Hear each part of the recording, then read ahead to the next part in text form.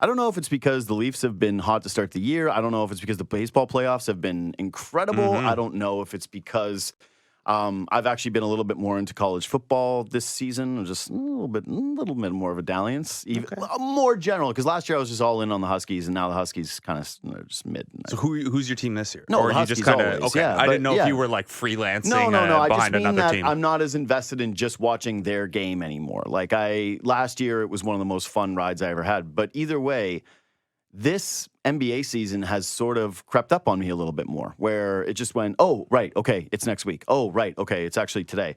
But with the Raptors in particular, they hold media day, and basically the entire message that they kept putting out there was, it's a rebuild, it's a rebuild, it's a rebuild. And yet, if you look at the money that's invested in the core four, let's say, Raptors, it doesn't really feel like a rebuild because it doesn't feel as flexible with the three guys in particular, less so Pirtle, obviously. But yeah, I want to start with this how do you view this? Is this actually a rebuild?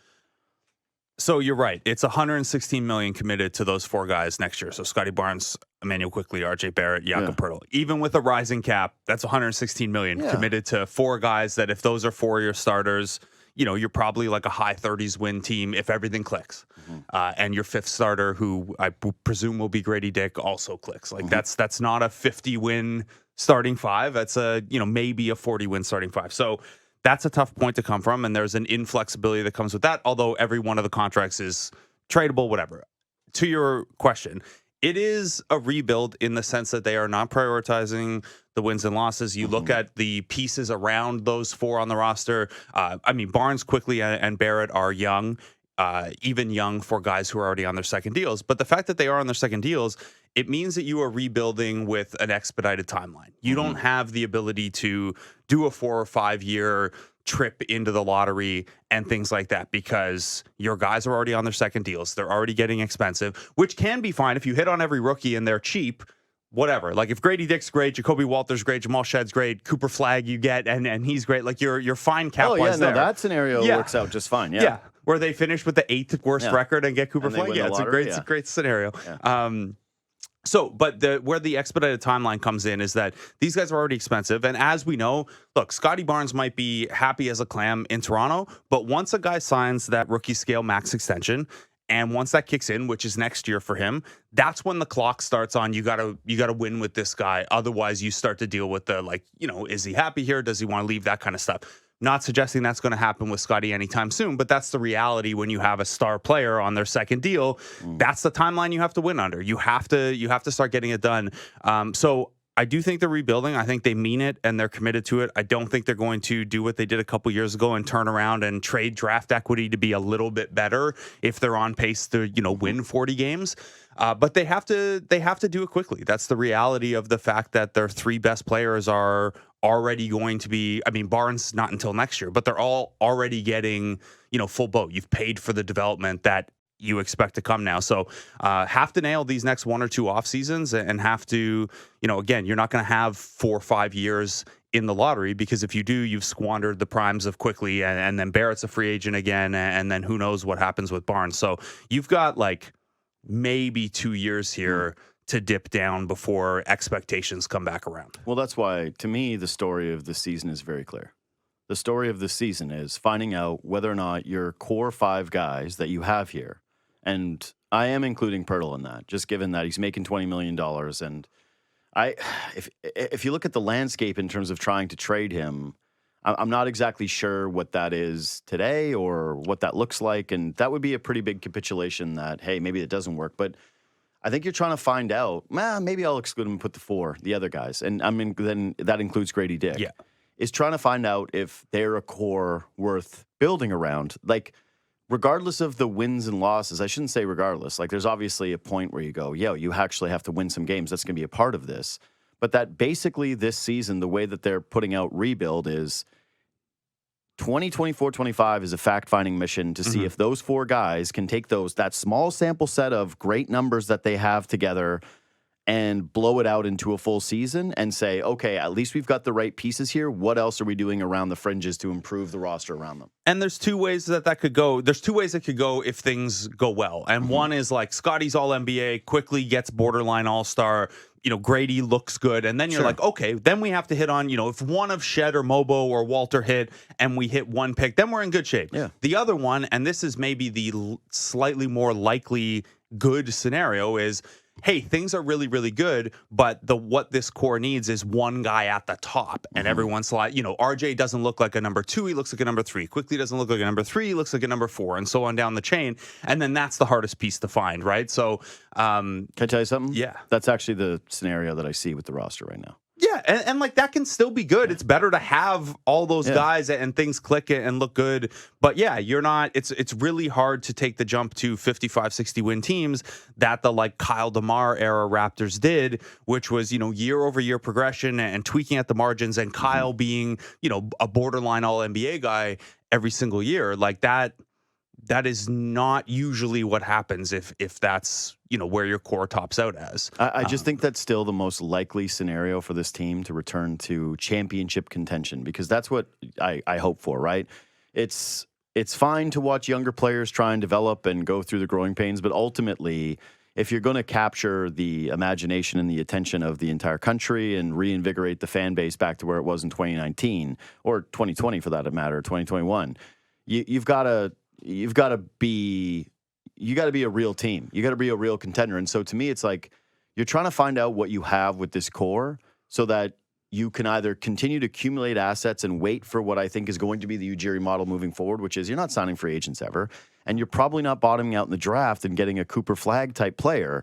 So can you get enough that when a star player becomes available, you're going to be able to make that pivot to put that guy around these dudes? And that was part of what the Raptors did in that Kyle DeMar, is it wasn't just that you had Kyle DeMar, you hit on so many draft picks and undrafted guys and developmental guys that you did multiple consolidation trades that year and still had enough depth to go on a championship run. You traded multiple pieces, and yeah, you got Danny Green back too, so it was kind of a 2 and a pick for 2 trade, but you traded 3 guys for Marc Gasol. And you just kind of were able to keep churning picks and prospects. And yeah, the last couple of years, we saw kind of the cost of that, where they didn't have picks and nobody hit.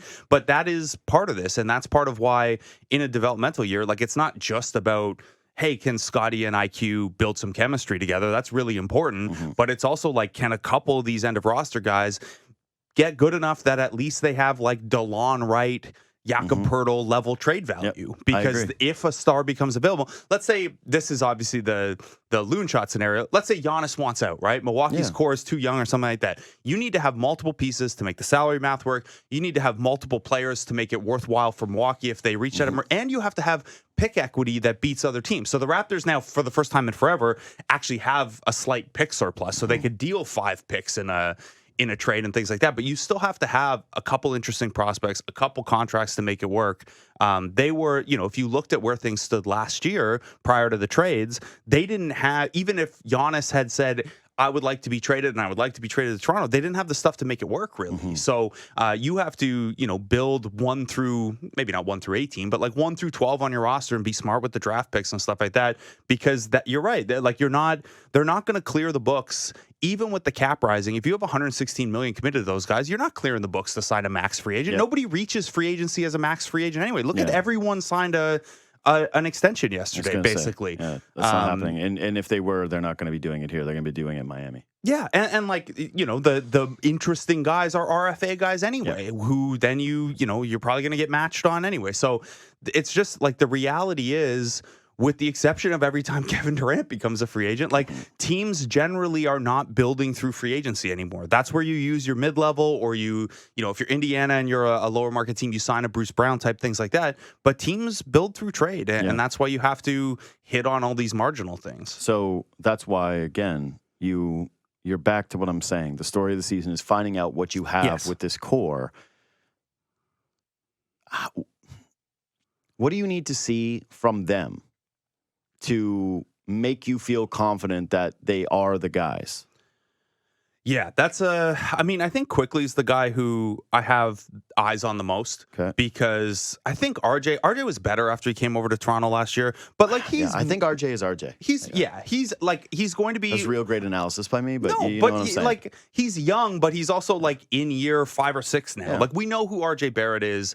He's year 6, yeah. So we know who RJ Barrett is, and like he can be a better version of himself, but he's not going to look fundamentally different as a player. He'll just be like a slightly better version of himself. Quickley's the guy that like you just pay, first of all, he's making more money than RJ and Yak now. So from a cap standpoint, but he's the guy that if you're going to have Scottie Barnes as your main guy, you go through the list of, well, what would you need around Scottie Barnes? And it's like top of the list is a point guard who can pull the trigger on the 3, right? Like whether it's off ball with Scottie, whether it's in those, the actions between the two of them. So I'm watching Quickley for that. I thought him and Scottie had like negative chemistry together last year. It was a tiny sample. They didn't get to play together a lot, but even though those lineups worked, those two hadn't really figured it out. So how do those two grow and match?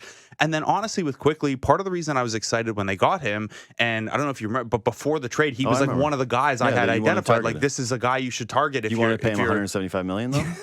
No, but I thought he was a reasonable trade target as like this guy could do more. Part of that was he looked really good defensively in the Tom Thibodeau system in a way that he didn't quite look that good last year when he came over. So I'm watching him at both ends of the floor. They're going to need him to shoot a lot of threes, whether he wants to get it. Like not going to ask him to shoot Fred VanVleet 10 threes a game kind of thing, but he needs to up the volume a little bit. I think he was at like 8 per 36 last year. Need that or maybe a tiny bit more. But also defensively, like if they want to do this whole, hey, we're an aggressive point of attack team, we're going to make it tough, we're going to pick up full court, that's a big challenge for him as well. So I think, in terms of upside, Quickley has the second highest upside of the guys on this team right now. It's just also he has probably outside of Grady like the widest range of possible outcomes too. Yeah, I think that's fair. To me, it's still Barnes just because I've seen more. I know he's very good already. But to me, the interesting thing around him is he's still very young. Very young. But now he's got the money and now he is the franchise cornerstone. And like it or not, there have absolutely been questions about his attitude.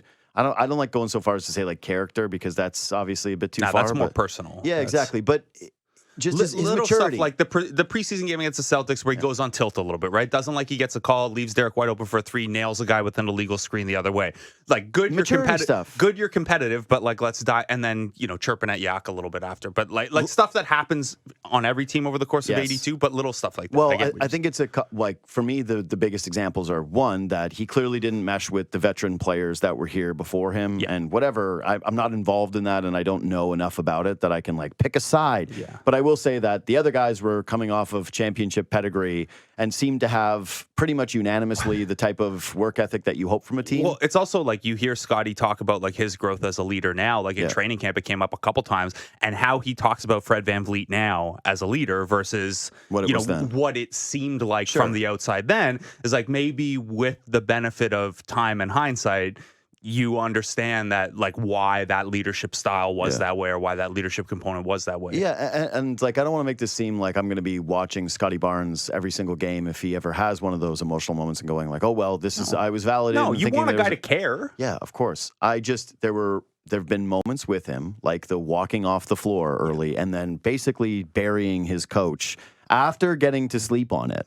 Right? Like that wasn't just like in the heat of the moment. That was a day after where they're like, hey, we're doing damage control. And he went, yeah, that's not actually what was said. Can only imagine what the PR staff, the looks on their faces. Oh, they must have been furious. But I want to see what his development is, not only as a player, because I think the floor is pretty clear. Yeah. I do want to see if there is a higher ceiling, like if he can add a bit more of a mid-range game or feel like more of a threat to shoot, not have it look so clunky at times when he is searching for his offense outside of the paint. I know when he's got 2 feet in the paint, he's gonna score. It's ridiculous. Over. He had that one like dunk through contact in the one preseason game where I forget which game it was, but he just like there were like 3 bodies on him, and he was just like chest out over top of, and guys were flying off him. Yeah, no, he's a physical freak. What I want to see from him is, does he take ownership of this team in a way that feels different than, hey, this team was actually just handed to you, you can do whatever you want, right? Because there's a difference. And I think that's kind of like the LaMelo Ball thing that you have in Charlotte, where I don't feel like that's his team that he's in command of. I feel like that's a team that has just been handed to him, and then he sort of does whatever he wants and gets his stats, and then you look at it at the end of the year and you go, where is he supposed to be amongst the game's greatest players? What I want to feel from Scottie Barnes is, okay, no, this is your team now. And it's your team because you grabbed them by the backs of their neck and you said, no, we're going to win games. We're going to play a certain way. We are going to have a certain accountability. It's a tough thing to ask from a young player, but when you get that kind of money and you get this type of a role, and you get a season where they say we're basically rebuilding around trying to find out who you are, I do think that there is a bit more responsibility on the player, regardless of their age, to try and figure out who they are right away. Yeah, and there is. And look, offensively, it might look a little different at times than what a traditional top guy looks like, because he's a point guard in a power forward's body, and he's more of a pass-first guy. The pull-up three is nice to have, but he shot like 17% or 18% on them last year. I never want to see him take a pull-up three. Yeah, I mean, I want to see him take it so that it's a show. Like, even if you could get to like high 20s% with that, so that coming down in transition, a guy has to be aware of you. Like, all that stuff helps a little bit, but stylistically, who Scottie is he's going to look to create an advantage and pass the guys. Like, he's going to pick out a cutter and stuff like that. So it might look a little different than 25 points a game kind of thing. And then defensively is where, like, it can look like he can be an all defense guy. Mm-hmm. Like, they actually have good defensive guards this year, not on the wing, but like when Shed or Mitchell are on the floor, we haven't seen Quickley in much game action, but people are talking up that he's looked better on that, and we'll see. But like, he should be allowed to stay on that kind of back line and just create havoc, be like a blocks and steals monster, a great defensive rebounder, and then he can push and transition off. Like, I think, offensively, I don't know that he's going to be like a 25-point, 10 assists guy this year on super high efficiency. He obviously has the capability to do that some games, but like, I think part of his growth and that kind of making it feel like it's your team too is going to be like, he can push for all defense if this team is decent. And that's, that's not, hey, go get us 30, but it's a big part of it too, especially like so much of their talk of like the rebuild has been like, we got to find a defensive identity again and like not be a cakewalk for everyone. So to that point, and maybe to start wrapping on Barnes and get into some of the other guys, the way that I'm going to measure his success this season ultimately as a player is, do I feel like other guys are better playing with you? Because that's supposed to be Scottie Barnes' thing. I'm not expecting him to show up and all of a sudden start drilling threes. Like what year was it? It was 2020 when Siakam showed up and had that 8-3 game against the Celtics, and you went, oh my God, he's really evolved as a scorer. Siakam did do something that we don't see very often, which is a guy completely expands their scoring package from being someone who is basically a outlet player or in the dunker spot to someone who could get you, 26 points a game pretty easily, a lot on jump shots, right? Post-ups, threes, an evolved offensive package the way that he had. I'm not expecting that from Scottie Barnes this early in his career. Do I think that he's capable of doing it? Maybe. And like his paint package is already like ahead of where that was. For sure. Yeah. I just mean from the sense of, I'm not expecting all of a sudden that he's this incredible isolation scorer and that's who he needs to be. For me, what I need to see from Scottie Barnes is, yes, is he an incredible defender that is marking the other team's best guy and helping other guys around him be a little bit more hidden? Is he on the offensive end, like running pick and rolls with multiple different players on the team, and you feel like what you said, that they do have chemistry together, that he is attacking the paint, that he is putting pressure on defenses, that he is getting other players involved, and that when he's on the floor, you look at the numbers across the end of the season, you go, look at these guys on off with Scottie Barnes. What on is the floor. Grady's true shooting percentage with and without Scottie? What is Quickley's 3-point rate, and how open are they with and without Scottie? I don't see a scenario this season where the bench is good. I just don't. I look at the bench and it's just And they're going to run Scottie in bench units. Like we obviously, not a lot of guys have been healthy in camp, but like the rotation pattern that we saw is like Scottie's going to be the first guy out, and then he's going to come back in with that bench unit, and it's going to be like Ochai and Kelly Olynyk or Jonathan Mobo and like Davion Mitchell, who it's not good. Nice defensive player, but like isn't going to add a ton offensively. At least not from a scoring standpoint. So yeah, those groups, and that it's funny because like at the end of the year, we might look at some of Scottie's overall on-off stuff, and it might not be like at the midway point last year, he didn't have great on-off stuff because like the lineups he was trying to carry in those bench groups, if you remember how bad the bench was at the start of the season, it just it didn't make any sense. So we'll have to be a little careful evaluating that. But you're right, the bench is not going to be good. No, I don't think that the assist numbers necessarily need to jump through the roof from where they are right now. Like he averaged 6 a game last season. I think that's kind of fine. That's fine. That's sort of the range. I think the points per game needs to go up while maintaining the efficiency. And then the other big thing for me with Scottie Barnes in terms of what am I looking for this season? I need the free throw attempts per game to 4.2 last year. Drastically improve. If you are in that body and you are as dangerous as you are in the paint, I need to see you going to the line with far more frequency than you did. And part of it, I'm sure, is if you ask Darko Rakovic, that the league didn't respect Scottie Barnes, the future face of the league, enough in the paint and enough when he was attacking to give him those foul calls. I actually do think that he is so strong and that he is going to kind of get a little bit of the Shaq/Giannis treatment where maybe he doesn't get as many calls. Guys because value and bounce off you. Yes, exactly. But that being said, 4.2 is just not enough for a guy who's going to be your primary player at the point of attack. I got to see that go up. So other players around me or around him, do I feel like, oh, yeah, that guy and Scottie Barnes, to your point about Quickley, they have chemistry? Oh, wow, he looks so much better when he's on the floor with Scottie Barnes than when he's off. And 2 is just individually, I want to see more of an attacking mindset from him that isn't just settling for those clunky jump shots, that is getting to the paint with more consistency, drawing more free throws and putting more pressure on defenses. And yeah, the defensive stuff, I think, speaks for itself that with that offensive load that I do think he's going to have to carry with this team, can he consistently translate that into being a guy who plays high-intensity defense and feels like he's really slowing down the other opponent's best wing players? Yeah, I think that's well said. And to your point about free throw rate, like even if we contextualize this, like on a per field goal attempt basis, his closest comparables for forwards were Wiggins and Harrison Barnes. Yeah, not good enough. Like outside shooting guys. Yeah. So some of that is like, I don't need to repeat it. You laid it out well there. Some of that is the respect factor around the league and recognizing that he's so strong. But some of it is, more of that attack mentality. I'm with you. I think that's really well said, which I came on here to blast you today, tell you your jersey takes are wrong, but you're nailing it. I don't know what to do. Jersey takes are wrong? You like the Vince jersey? Yeah, it's fine. It's fine. I like it. I'm a mark though. Like I'm not a huge jersey guy in general. So like, I don't know, the jersey that they're wearing when I first started watching basketball is like, obviously that's going to scratch. But I like that jersey. I don't like the Vince jersey. Oh, okay. You don't like the little dinosaur going between the legs? It's I actually think that looks cool. Are you kidding? Like, I don't think that the dinosaur going through the legs doesn't look cool. I think that'd be a great patch to wear the night that Vince Carter. You don't like that it's missing like a Toronto or a Raptors or something on the front? No, not my issue whatsoever. I love the purple uniforms. That's obvious. Like that's a no-brainer. I actually don't know a single human being on planet Earth that sees those and doesn't really like them. I actually think the version that they wore during the Lou Williams 6-man year was actually a little too purple. Okay, if that makes sense. Like that one was almost a bit much. This one is the perfect thread. Yeah. It's amazing. No, my issue with the Vince jersey is that it's just not something teams do, which is honor a player with its own uniform other than Kobe Bryant. But is it honoring it's honoring the history of the Raptors? No, but it's just like it's the 30th anniversary jersey, and there are only 2 good things that have happened in the history of the Raptors. It's the Vince dunk contest and the championship, and all the guys with the championship are still playing, so you can't really do Raptor taking a charge in a little number 7 jersey. You already have going back to the purple throwback. I think that's great. I think that's fine.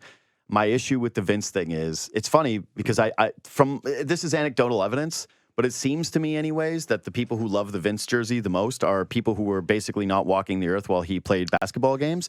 And I remember what happened with Vince Carter, even though he put out a documentary to be like, that's not what happened. I was like, no, we were there. We watched what happened. The idea that you would honor a player that significantly with his own custom uniform that you're going to wear for multiple games is just a bit strange to me. I'm a little too old school for it. I equated it to if the Thunder someday had a Kevin Durant jersey. And I went, God, that's going to feel very strange. And there will be, at the time, 19 to 23-year-old kids who are like, KD was the man. He's so cool. Like, this is a sick jersey. And I'm going to go, You mean the guy who left your team to go play for the group that beat you in the postseason? I that's just not who I am. That's not what I feel like is good representation in sport. Anyways, no, I love the purple jersey. Okay. Anyway, Just making sure. Yeah. I got a long list from Raptors Twitter of like, yeah, okay. You just let me know because I'm not there. I'm just kidding. Yeah. So that's the Barnes part of it. I want to go back before we take a break to the Quickley part of this. Yeah.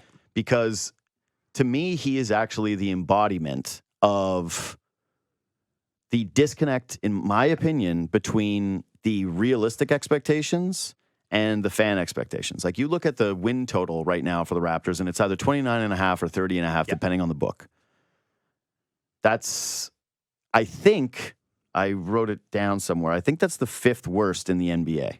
Like there's only 5 teams. 5th worst in the East. So yeah, that there's only 5 teams that are below them. Yeah, 7th worst in the NBA, 5th worst in the East. Okay, so that I do think that one of those numbers changed maybe when they went up to 30.5, that they're no longer tied with a group, because it was originally when they were 29.5. Okay, they were tied with somebody. I can't remember who it was. These are as of this morning. Yeah. So either way, it's not exactly like there's a laundry list of teams that are below them, and yet I do feel like when you look at the main 4 players or the 5 guys, and you're watching, Grady Dick shoot off the dribble the way that he is so far in the preseason, and people are kind of thinking, oh, like, why can't they be in contention for a play-in team? And to me, the only way that actually happens, where they exceed expectations, is not if Scottie Barnes is unbelievable, because I think that he's just going to be very good, as you mentioned. The real wild card to me is going to be what is Quickley as a starting point guard. Really fun player coming off the bench for the Knicks. I'm not so sure that $175 million of letting Immanuel Quickley be your starting point guard with very little behind him, honestly. Like, you can be excited about Shed. I love Shed. I think everybody wants him to be that. Yeah. I've seen enough of Davion Mitchell's career, to be honest, to think that there's anything more there. That's my type of guy, though. Sure. Undersized point guard who can defend like crazy and doesn't have an offensive game. Guess what? He'll do those things, but in terms of running an offense through, like with Davion Mitchell in your second unit, that's like a complete non-starter for me. And so finding out what Immanuel Quickley is, and if he can exceed expectations, if he can be what he was on the bench for the Knicks, but as a starting point guard, then you're feeling fine. I don't think you're ever going to feel like he's going way over that contract. That's just my opinion. No, and that's like, even with the rising cap and like, okay, it's not 175, it's actually 162.5 before bonuses and stuff like that, whatever. He got way overpaid. The thing is like, even if you paid for the development before you saw it. Yeah. Is the core issue with that. And like, I don't know, by the time next summer rolls around and those deals are done, like $32.5 million with a flat contract, rising cap for a average starting point guard, probably feel normal. Yeah. As crazy as that sounds. But you paid for the development that hasn't happened yet, and that's the core issue. There is like, you paid him as if he's already taken that jump. And so to get back to the initial question of the thing of, is this a true rebuild? Again, he is representative to me of why it is not. Because the runway, the patience, and the expectations with Quickley as a starting point guard, given his salary, they're all just out of whack. And I'm just not really sure how to evaluate him other than as the $175 million player. I mean, you have to. Yeah. Like that's part of what comes with signing that deal is that's now the expectation level, which is that you are, at worst, an average starting point guard in the NBA, and ideally, like, if this team's going to go anywhere over the life of that contract, you have to push up to at least like in the conversation for all-star appearances and stuff. Even if you don't make one, like, you got to be one of those names people are kicking around for the 11th and 12th spot. And if you look at his numbers last year after the trade, it's tough to see him in that spot. Yeah, and I'm not saying it has to be this year, but over the life of that contract, you have to get to that point. And yeah, he didn't. After the trade, he had nice counting stats, and the assist rate took a big jump, but they need more from him, and I think that's entirely fair to say. I'm sure they said that to him when they gave him this big contract, is we expect you to play like a $35 million player now. Yeah. I mean, at least the East isn't as deep when it comes to guards, but if you're thinking about like all-star stuff and you just think about comparing him to the likes of 5 years is a long time. Yeah, no, it's a long time, but I'm just thinking about like, okay, Brunson, Halliburton, Drew, Garland, that's all the Celtics. You said Drew, but Derek White. Yeah, Derek White, right? Like, two of those guys were on Team USA. Is Immanuel Quickley Mitchell? It's a long list of really good guards. So the idea that he's going to be a fringy all-star is just it's tough for me to squint and see that. And here's my, I would say, biggest challenge with Quickley. I know that he can shoot that pull-up three and get hot, and there's going to be games where it's just like guys try to go under screens or they don't fight through it, and he is just knocking them down, and they're like, Immanuel Quickley with his 6'3", and you go, this is amazing. I'm not sure yet, and I'm not writing off the possibility. I'm just genuinely curious what it's going to look like for me to measure the success. Like I did the Scottie Barnes thing, right? I know what it's going to look like if I'm happy with him. I know what it's going to look like if I'm happy with Grady Dick's development. And a lot of it is surrounding the off the dribble stuff and just if Grady Dick's shooting numbers are really high, if he's shooting 40% from three, I know he's doing very well. Yeah. It's very easy to evaluate him as a player. If he's adding an offensive package and it feels like he's more dangerous off of pull-ups and dribbles, I know that I can evaluate him. I went over the Barnes thing. I don't really know what it is with Quickley that's the secondary thing or the third thing that I'm looking for and saying, well, this is it. I mean, I think, like, obviously offensively, the growth, whatever, but I think and people can't see this, but the look you gave me when I talked about the fact that they have good perimeter defenders this year is it, right? Like, he has to, like, he's always been so good. Oh, he's a good helper. He's good getting in passing lanes, cheating at the nail, stuff like that, and recovering back out. But he has to be, like, if they want to use Barnes the way they want to use Barnes, which is like kind of Giannis style safety role, which is the best use of Barnes, but you can only use Barnes like that if one of Quickley or RJ can defend the other team's top guy, because like Grady's not going to do it. You want Jakob close to the rim and in the paint. So, I mean, that's it. Is like your trust level in Quickley guarding opposing point guards. Like that list of guys you just mentioned, can you trust him on Donovan? You remember the Cavs matchups last year where like they had to put Scottie Barnes on Donovan Mitchell at one point because he was just cooking everyone? It's like, okay, you don't want to have to do that. Like, it's great that Scottie Barnes has that in him, but like that's not the best use of Scottie Barnes defensively for your team as a whole. You need to, like, Quickley's going to have to be a guy who can take those assignments. If I'm just expressing worries. Yeah, no, I understand. He was not that guy last year for Toronto. He was absolutely not. In fact, he was a massive liability but he needs defensively. To be. My worry, though, is that he becomes a Gary Trent Jr., where guys like Armin are like, he's an amazing defender. Look at all the steals, man. Yeah, he's like, oh, he's amazing. He's so good at defense. But it's really just because he cheats and tries to jump passing lanes. But overall, when he gets in isolation or like defenses attack him. And when I look at the Raptors, I'm like, I feel like if every single time you're on the floor, you're going to be the guy that they attack. Well, he doesn't have to worry about that because if Grady Dick starts, we know he's gonna get attacked. Sure, and it does look like he is going to start. Yeah. I mean, someone might have accidentally given it away on an interview we have on the show today. Sure.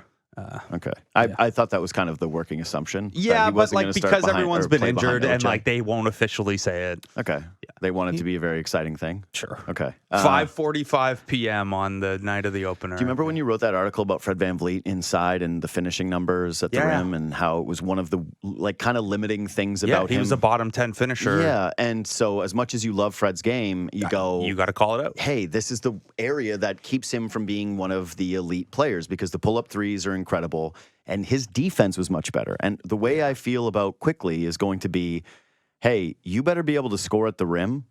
Like, you better be a good guard who puts pressure on the basket, because without that tool, if you're just a pull-up guy, I don't think his playmaking is at the level of, I'm like, oh my God, what another. He's fine. He's good, but he's not like a top, 12, 13, 14? How many point guards you got to go in the NBA before you start putting his name on the list of playmakers? So to me, that's kind of the thing is, do I feel like he puts a lot of pressure on the rim and he's finishing at the rim? Because without it, I don't see the other stuff being at the level of a $175 million point guard who you're basically saying is the co-star in for your franchise. Yeah, and he finished better once he came over to Toronto last year in a small sample, but we're talking about like 15th percentile volume of attempts at the rim among guards. That's it. I didn't feel it enough. Like he loves that floater range package, and that's fine. Yep. You can get into that and stuff like that. Smaller that like guy. 8 to 12 footers or whatever.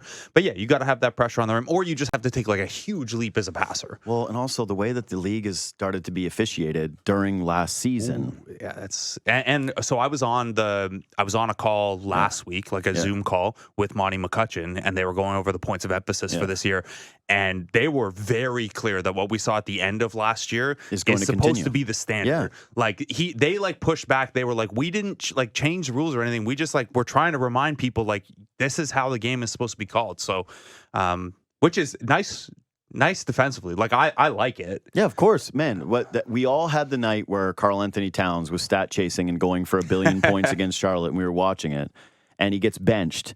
And I actually think that was a real tipping point moment for the league, where it was the same. It was the same night or the night after Embiid went off on Wemby, which actually was way more of a legit one. I watched that as well, but it was that, and there was one other one that was happening like all around the same time. Luka had a was it Luka? Yeah, okay. So but either way, it was going. Wait a second. So 75 points is just very in reach for players now. 70 points is a thing. Like, how are we recalibrating this? And then all of a sudden, the league went, no. Enough of this. I guess I know this seems like I'm being really down on Quickley, but it's just that I am down on Quickley at that number, and I'm down on Quickley in this role where he has to be this important to the team, and especially given that officiating thing is where you've got a guy who's what, 6'2", 6'3"? Yeah, 6. Yeah, who historically has not done very well putting pressure on the rim consistently, finding a way to evolve in that direction with the league saying, we're actually going to make it harder for guys like you to do that. Yeah. Booker was the other one, by the way. 4 60-point games in the Booker. same week. Yeah. Towns, Doncic, Embiid, Booker, all in the same week. Yep. And then the league went, okay, we hear you loud and clear. Every single podcast, every single discussion around the NBA was, is the NBA broken? There were 6 60-point games from January to March last year, and the players' teams went 2 and 4 in them. Yeah. That's good. Just empty.